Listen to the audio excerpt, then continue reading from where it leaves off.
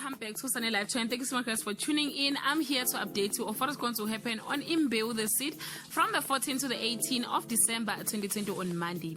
Phakade and Kamadonzela renew their vows, but Maxingwane interrupt their wedding function to proclaim that witchcraft will destroy everyone on Tuesday.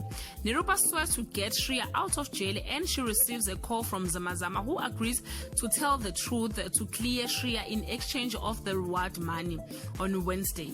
Mpanza poisons Zamazama before he can tell Nirupa the truth, but Punyuga says it on Thursday.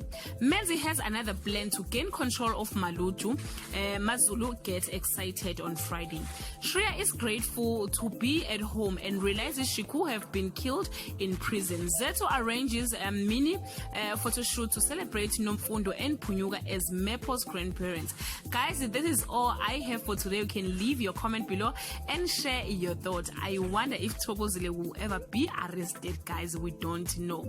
Thank you so much. Bye.